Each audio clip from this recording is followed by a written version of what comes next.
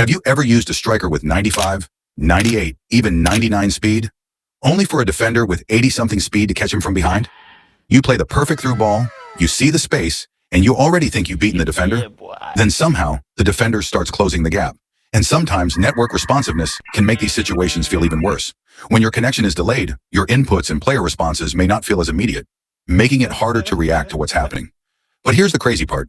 Network isn't the main reason. There are several things happening during these runs that most players completely overlook, and some of them have almost nothing to do with the speed number on the card.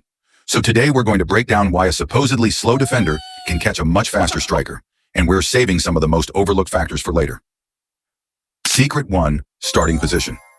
Let's start with something extremely important. Where does the defender start? When you see 95 speed versus 80 speed, you probably imagine a straight race. But a football doesn't put both players on a starting line. If your striker starts 5 meters ahead of the defender has a huge problem. But if the defender is already beside your striker, the situation completely changes. The defender doesn't necessarily need to outrun your striker. He just needs to stay close enough to prevent him from creating separation. So sometimes, the defender wins the position before the race even begins. And this leads directly to the next secret. Secret 2. Speed is not acceleration. A lot of players see 99 speed and imagine that player instantly becomes incredibly fast. But that's not how it works. Speed and acceleration are different. A player with 99 speed still needs time and distance to build up his movement. And this is why space is so important. Give that striker 30 meters of open space, and his speed can become extremely dangerous.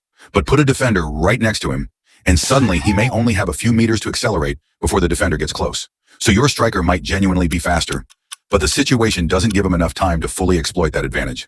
And this is why some players with incredible speed feel amazing in open space, but surprisingly ordinary when they're tightly marked. But there's another thing happening that most players don't notice.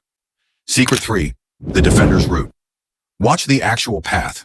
Your striker might be running forward at full speed, while the defender takes a more direct route toward where the striker's going. And here's the crazy part. The defender can travel less distance even while moving at a lower speed. Think about 2 runners going to the same destination. One runs around the corner, the other cuts straight across. The first runner can be faster, but the second runner can still arrive first. That's exactly why you shouldn't judge these situations only by speed. Watch the route. Watch the angle. Watch where each player is trying to go. Because sometimes, the defender isn't catching your striker because he's faster. He's catching him because he's taking a better route. Secret 4. Attacking awareness. Now let's look at the striker, and this is where attacking awareness becomes really interesting. I'm not saying attacking awareness secretly adds speed. It doesn't. The important question is, what does the striker do before the sprint? Imagine 2 strikers with exactly the same 95 speed, 95 acceleration. But one gets into a useful attacking position earlier and begins moving into the space sooner. The other reacts later. Their speed hasn't changed, but watch them in an actual match, and one can look much faster. Why? Because he started using his speed earlier. This is a huge difference. Sometimes when you say, this striker is faster, what you're actually seeing is, this striker started his movement earlier and got into the race sooner. So don't only look at the speed number. Watch what happens before the player receives the ball, because the sprint might have started before you even noticed it. Secret 5. Defensive engagement.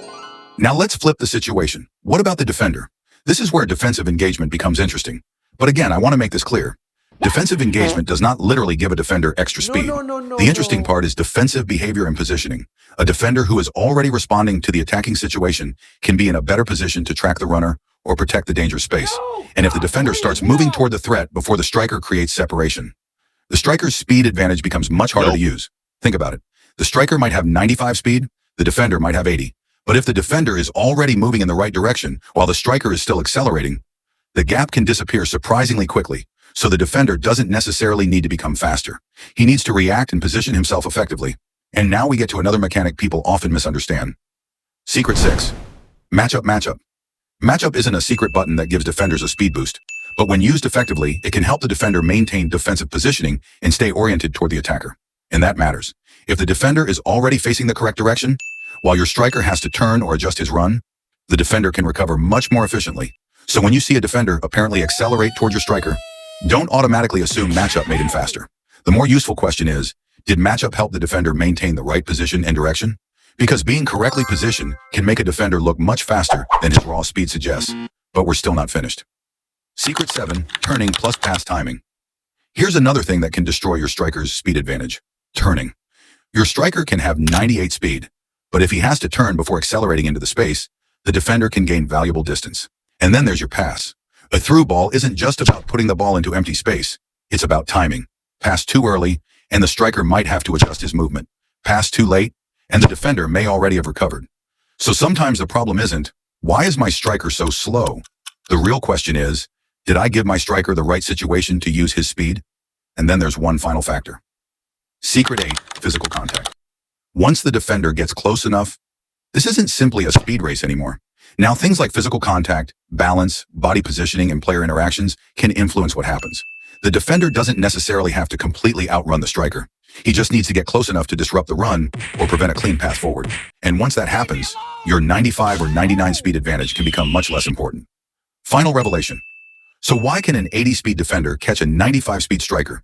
It's usually not because the defender is secretly faster. It's the combination of starting position, acceleration, running angle, available space, attacking movement, attacking awareness, defensive engagement, matchup and defensive positioning, turning, pass timing, network responsiveness, and physical interaction. Thanks for watching. Please subscribe, like, and share so that you won't miss any update.